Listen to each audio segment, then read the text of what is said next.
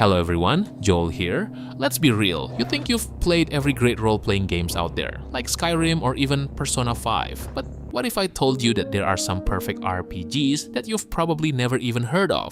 I'm talking about hidden masterpieces that deserve way more love, but somehow got lost under all the AAA noise.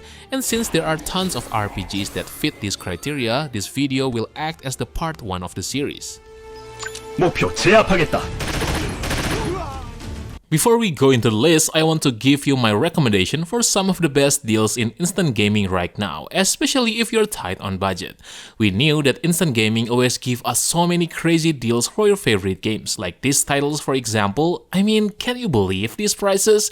If you love RPGs, there's no way you never heard of these masterpieces, and to think that you can get them under $10 or even $5, it's an absolute steal.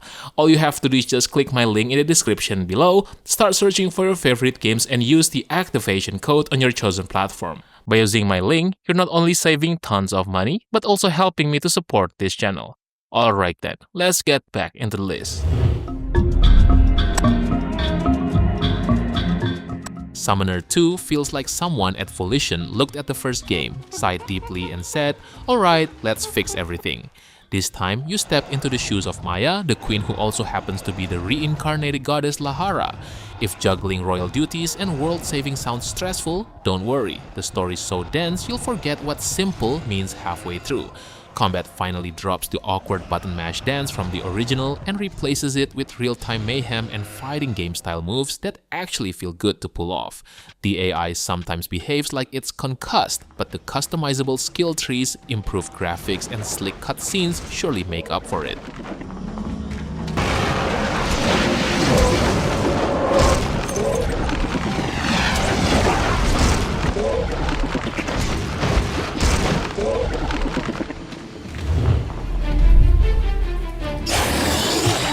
If RPGs were school projects, our adventurer guild would be that surprisingly brilliant one made by a single kid who somehow outperforms the entire group.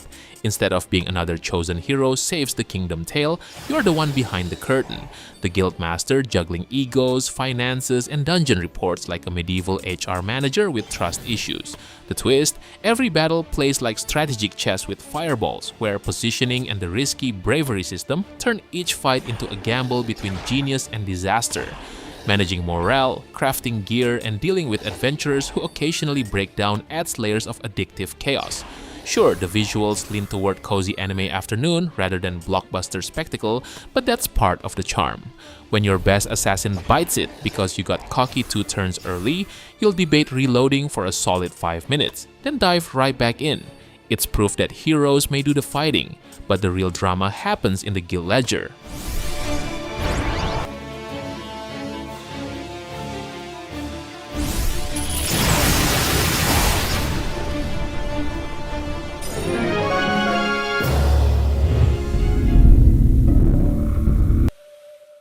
Playing Fear and Hunger 2 feels like waking from a nightmare only to realize you're still dreaming, and this time, the dream has rules. Gone is the messy cruelty of the first game. In its place stands a chilling, deliberate design that makes every death and desperate choice mean something. You'll still die constantly, but now each failure whispers a lesson instead of a mockery. Combat turns brutality into strategy, fusing grim RPG logic with survival horror tension, where every limb you sever or step you misjudge could decide your fate.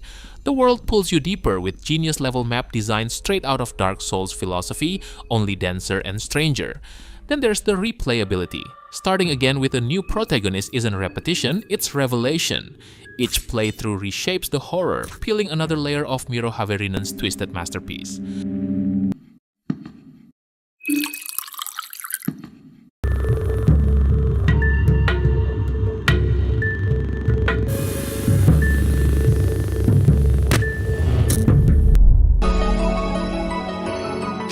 You ever boot up a game expecting a quick curiosity check, then suddenly realize you're emotionally invested in a talking crow? Well, that's ASTLIBRA revision in a nutshell. It starts like a familiar tale, lost memories, ruined village, mysterious artifact, but instead of coasting on cliches, it slowly twists them into something surprisingly thoughtful, especially once its time travel system begins messing with cause and consequence in ways that actually matter. What really sneaks up on you though is how dense and addictive the progression feels. Every weapon, skill, and stat feeds into a layered system that constantly rewards experimentation, while combat pushes you to stay aggressive since defense is less about dodging and more about timing spells like a calculated risk, and somehow despite its rough visuals, it builds genuine emotional weight, making this scrappy passion project feel bigger than most AAA attempts.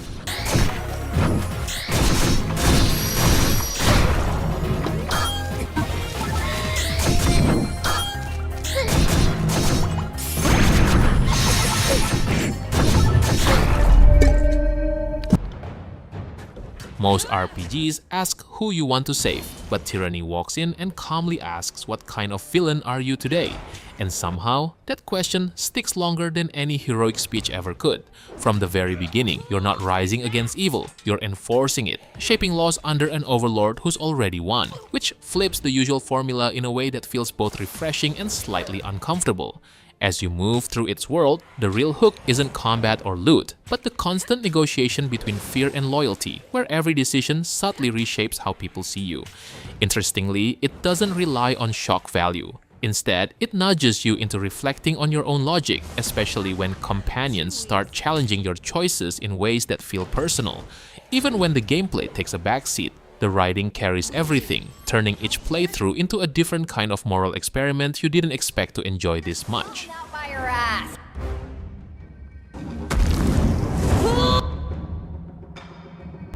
As you command. Of course. I'm on. Jeanne the Arc is one of those games that makes you wish more history textbooks came with anime cutscenes and magic armlets. Set in a fantasy-twisted version of France, it turns Joan of Arc's Holy Crusade into a grid-based strategy binge, where burning English soldiers and divine transformations coexist like it's the most natural thing in the world. The battles feel familiar to fans of Final Fantasy Tactics or Fire Emblem, but smart tweaks like the Burning Aura system and mid-battle transformations give every skirmish a delicious tactical edge. The Skillstone Fusion system is the kind of feature that sends min-maxers into a happy trance. Mixing stones, upgrading stats, and chasing rare recipes becomes a side hobby all its own. Sure, the characters look a bit bobble-headed mid-action, and the soundtrack leans heavily on repeats, but its charm and emotional warmth never falter.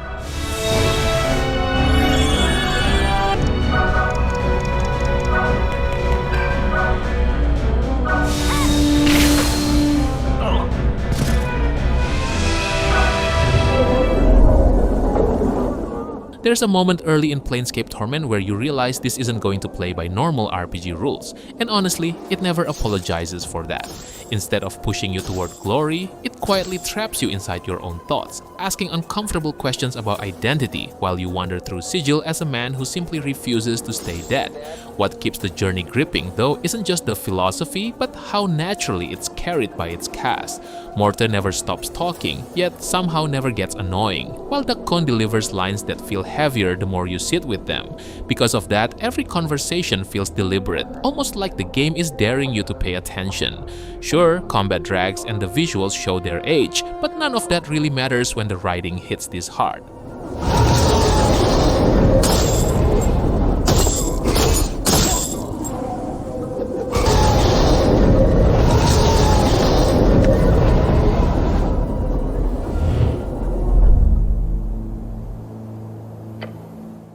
At first glance, Esoteric Ebb feels like it's about to copy homework from Disco Elysium, but 5 minutes in, it's already doodling all over the page and turning the assignment into a joke only it understands. You step into the shoes of a deeply questionable cleric, resurrected, confused, and somehow still employed, and before long you're less focused on solving a mystery and more concerned with who everyone is voting for and why they sound so convincing. What makes it click though is how every conversation spirals into something unexpected. 1 minute you're chatting with a goblin, the next you're debating ideology with a stranger, or failing a dice roll so badly you embarrass yourself into oblivion. Instead of punishing you, the game leans into those failures, turning them into some of its best moments. It's chaotic, clever, and strangely thoughtful, proving that imitation can still have a personality of its own.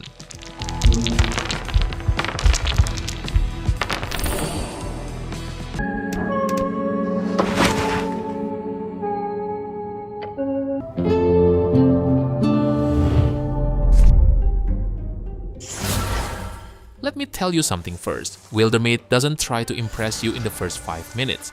It looks simple, almost like a paperboard game, but give it a little time and suddenly you're not just playing, you're remembering stories that feel like they actually happened.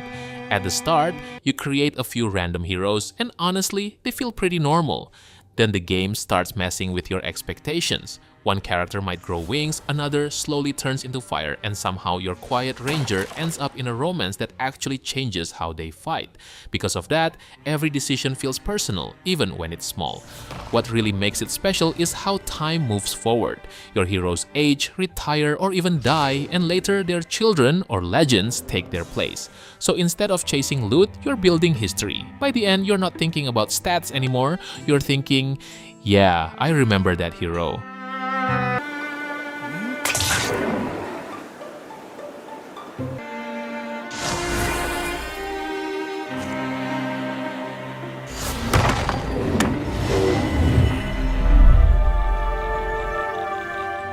Caves of Kut is the kind of game that looks confusing at first glance, and yeah, it kinda is. But weirdly, that confusion is exactly what makes it so fun once things start clicking. You begin with a character that can be anything from a normal human to a 4-armed mutant with laser powers, and from there, the game just lets you loose. There's no hand-holding, so you learn by messing up a lot. 1 minute you're exploring peacefully, and the next your brain explodes because you ignored a warning. What makes Kut special is how unpredictable everything feels. Your build, your story, even the world's history can change every run, and somehow it all still feels connected and meaningful. It's not always easy to get into, but if you stick with it, you'll end up with stories that feel completely your own, and honestly, that's the real reward here.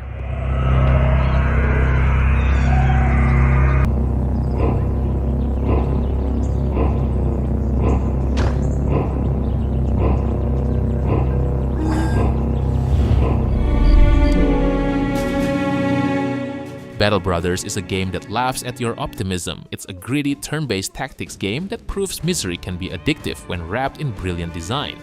You lead a ragtag crew of sellswords across a living, hostile world that doesn't care whether you succeed. It'll keep spinning just fine while your men bleed out in the mud. Every contract feels like juggling desperation and greed, where losing one veteran can sting more than failing a quest. Combat is gloriously brutal. Gear, terrain, and fatigue matter far more than fancy stats, and one bad move can unravel hours of progress. It's chess with axes, and you're the underdog every time. Outside battle, managing food, morale, and finances turns logistics into quiet horror. Yet beneath all the hardship lies incredible depth and personality. For those who relish pain, serve tactically and with grim style, this mercenary grind is pure perfection.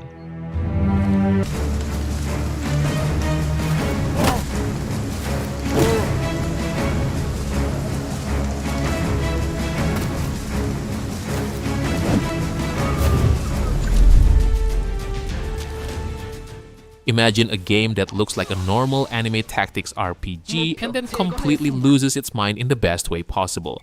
That's Troubleshooter Abandoned Children. At first, it feels like a simple XCOM style setup. You move, you shoot, you take cover, easy.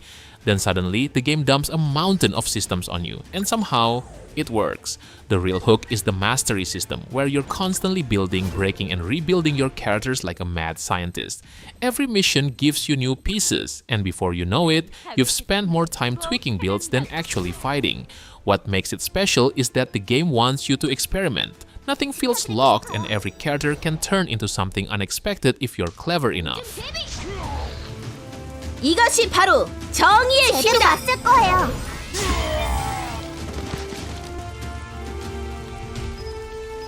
목표 제압하겠다.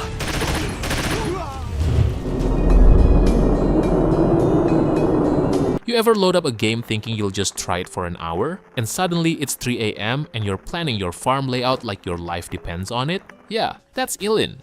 At first, it drops you into the world with barely any guidance, and honestly, it feels a bit rude. But then something clicks. You start small, eat, craft, survive, and before long, you're running a town, diving into dungeons, and managing a team like it's your second job. The freedom is kind of ridiculous in a good way.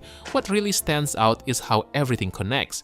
Your skills affect what you can build, what you can fight, even how your town grows.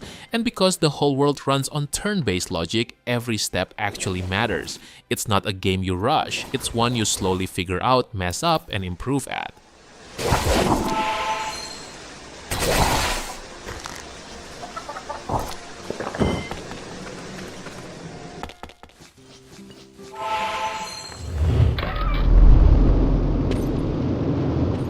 Here's the thing, Final Fantasy XII, the Zodiac Age doesn't play like a typical Final Fantasy game, and that's exactly why it sticks with you. Instead of controlling every action, you kind of program your team using gambits. At first it feels weird, but once it clicks, it's addictive. You're basically setting up your party to fight smart on their own, while you sit back and adjust the plan like a strategist. It turns battles into this smooth, almost hands-off system that still feels rewarding. Then you've got the job system, which lets you mix roles in fun ways. Your healer might suddenly swing a greatsword and somehow it works. It keeps the whole party flexible and fun to experiment with.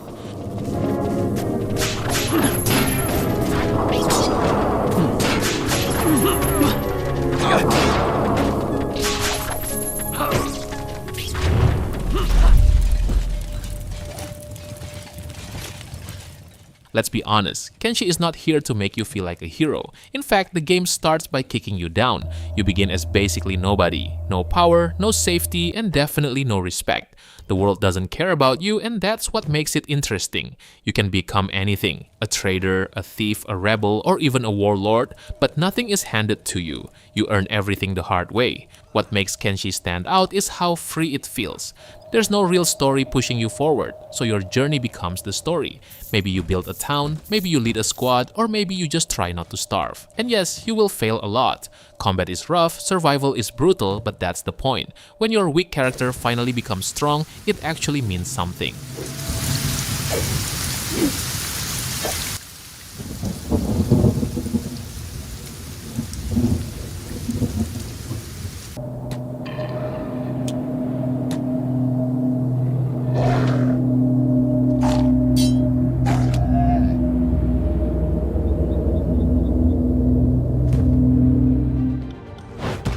Alright boys, I think that's it for today. I know that there are other games that I haven't mentioned yet, so how about sharing your favorites that probably deserve the spot in the comment section below. Don't forget to like the video and make sure to subscribe the channel if you don't want to miss another great list. Thank you for watching and have a good day. Peace. Will do. I'll tear